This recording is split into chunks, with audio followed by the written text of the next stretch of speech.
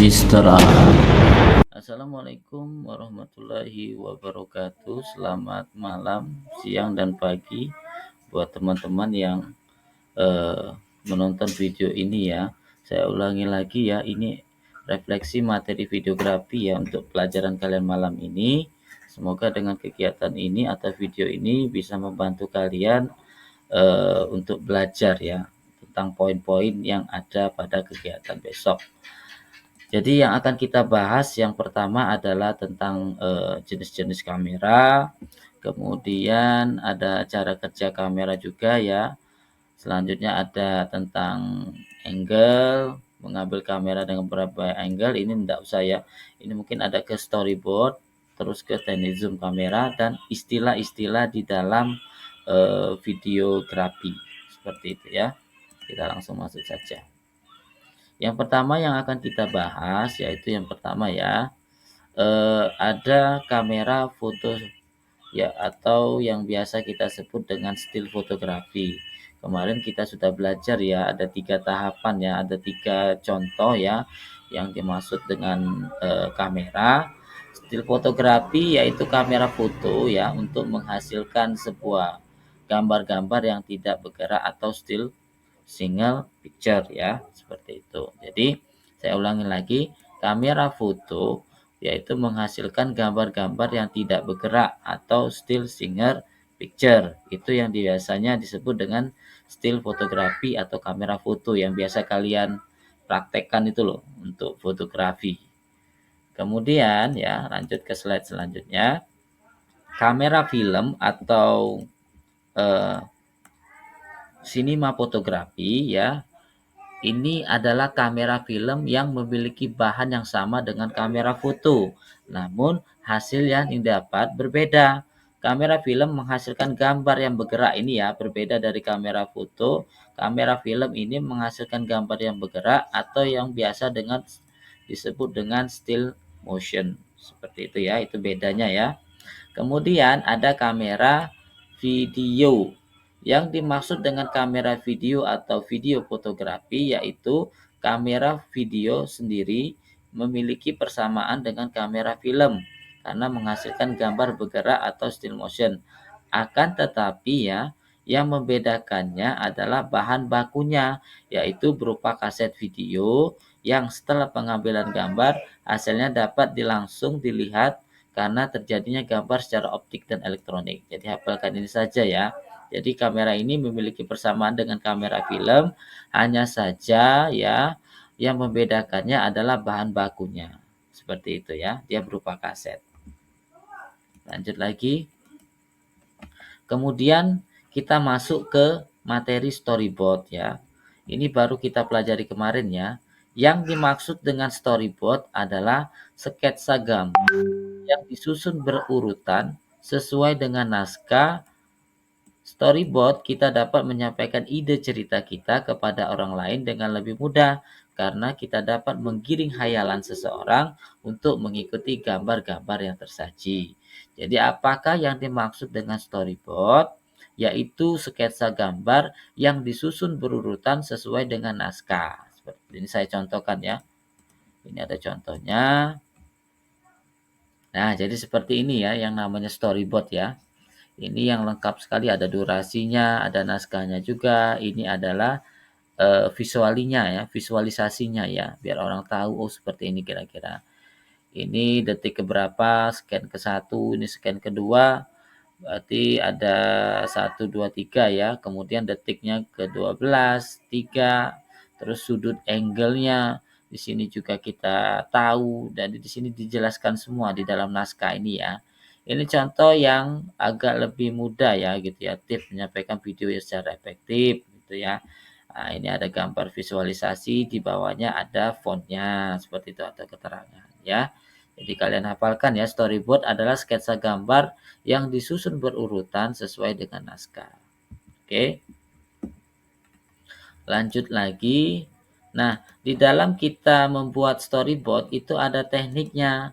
Jadi ada berapa tekniknya? Yaitu ada 3. Yang pertama ya, yang perlu kita perhatikan adalah catat poin-poin penting yaitu ide dan konsep-konsep.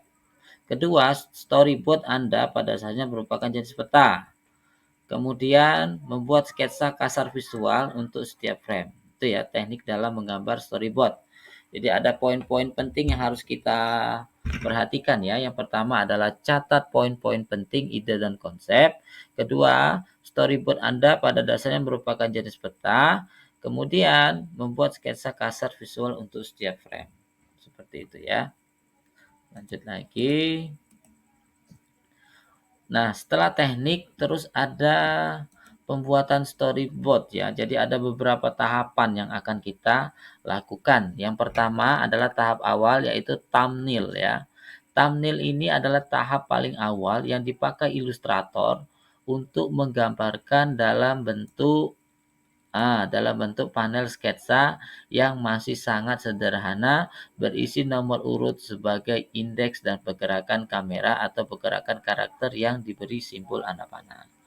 Yang selanjutnya adalah road phase, yaitu tahapan revisi ya dari tahap awal ini ya yang digunakan lebih besar dibanding sebelumnya.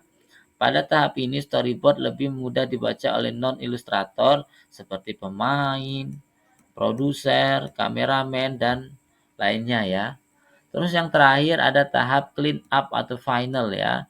Jadi tahap terakhir yang siap dipakai. Jadi setelah beberapa revisi pertama, revisi kedua, baru kita fixkan untuk selanjutnya dipakai dalam pembuatan film. Seperti itu ada 3, thumbnail, rock pass, dan clean up atau final. Kita lanjut lagi ke slide selanjutnya. Ini kita berhubungan dengan yang namanya aspek rasio ya, tentang layar dari sebuah film atau movie ya. Jadi apakah yang dimaksud dengan aspek rasio? Yaitu sebuah ukuran yang berhubungan dengan lebar dan tinggi sebuah layar ya. Perlu kalian perhatikan lebar dan tinggi sebuah layar. Misalnya 1:1 atau 16:9 seperti itu ya dalam pembuatan video. Jadi aspek rasio adalah sebuah ukuran yang berhubungan dengan lebar dan tinggi seperti itu. Lanjut lagi kita. Nah, ini yang sering kita lihat ya, yang sudah kita praktekkan kemarin yaitu teknik pengambilan gambar atau zoom ya. Yang pertama ada extreme long shoot ya, sangat jauh sekali. Kemudian ada long shoot seluruh badan.